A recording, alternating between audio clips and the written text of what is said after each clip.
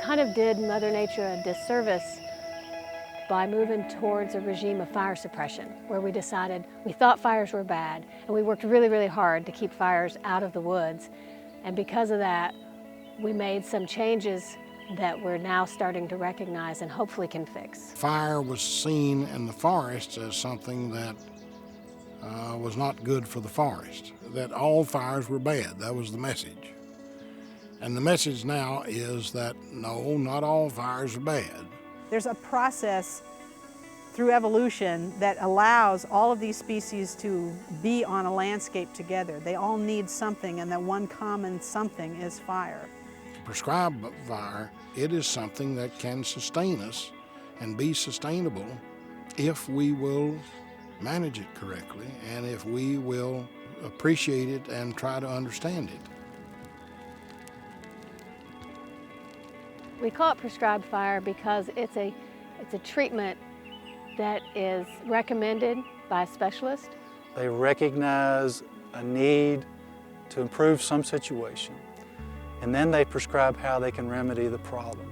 And that's what we do with fire. These are not wild. These are, a prescribed burn is something that you're doing under controlled conditions that you have prescribed you're going to light a match to. And if it doesn't meet those prescriptions, you're not lighting that match. There's a lot of thought. There's a lot of planning involved. Handful, that's what I wanted to know. I'm in charge of the entire burn today, so all the responsibility falls on me. I have to make sure that my crews remain safe. I have to make sure that their weather parameters are within prescription. So safety is the #1 goal. The particular unit that we're standing in now, this is just a maintenance burn. It's kind of an old field setting with some short native grasses that have been planted. And then when it's all done, you pack up everything you brought out, and you just think, okay, one more done and another one hopefully tomorrow. Fire is in many cases the most efficient way of accomplishing the desired habitat result. You can get a lot more area managed by putting a prescribed fire on it than spending the days out here cutting these trees. It's a tool that has a lot of value.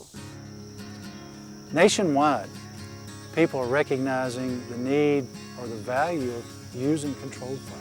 So there had to be a public relations effort put forth early on. We had lived here for a few years, and then this young girl knocks on the door named Joyce Bender. And then we came and visited with the neighbors and said, don't be alarmed, we're trained professionals, we're going to do prescribed burn over here. And so people were, I think, a little nervous about that. And it's like, you're going to do what? And she said, we're going to burn. It's a controlled burn. I was livid. I thought, what in the world does she mean? She's fixing to burn all that. It's beautiful over there. I mean, there's trees, there's pine trees, there's cedar trees. I love it. But then they saw us with a lot of preparation and a lot of equipment. They knew exactly what they were doing. They had fire department was alerted. They were out here just in case. And I got reports from neighbors, oh, there's more deer over there. Oh, this is great. Oh, we're seeing birds that we couldn't see before because it was all just overgrown. It's really wonderful. It's like a rebirth. You know, it was new life. There was something touching about it. And then after that, we'd walk over just about every afternoon to see what it was that was coming up or what the new life was. So, you know, I totally changed my mind about how I felt. It scared me to death that first time. I think in the intervening years, the benefits and the neighbor response has really just helped us realize that people do care. They do want to see what's out here in its natural state. And now that we've enhanced it, they see the benefits of doing it. The reason that fire can be considered good for the system is that it's really, if you look at it broadly, then it is an agent of renewal and change. It'll stimulate herbaceous species, herbaceous plants, grasses. That flush of new growth after a fire comes through really provides not only food, but it provides cover and nesting habitat for animals, reptiles, all kinds of birds.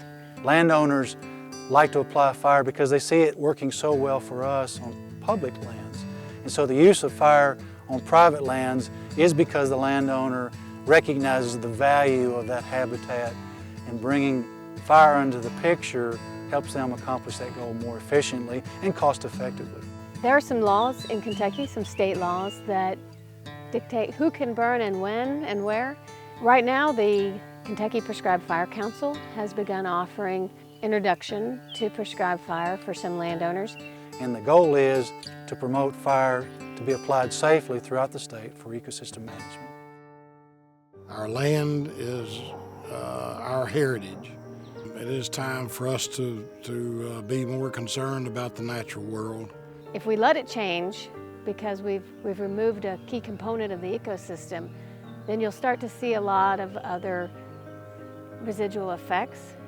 And it is important that we are going to practice good land stewardship. We do it because we love it.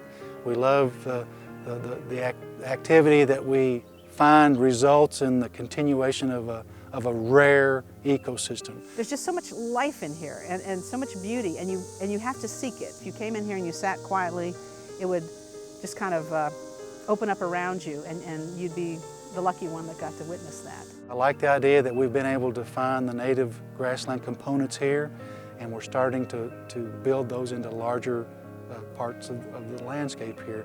And that, to me, when I look back perhaps years from now, I'll say that job was pretty well done, and there's people behind me that will do the same thing in the future and maintain that, because people recognize the value of these ecosystems.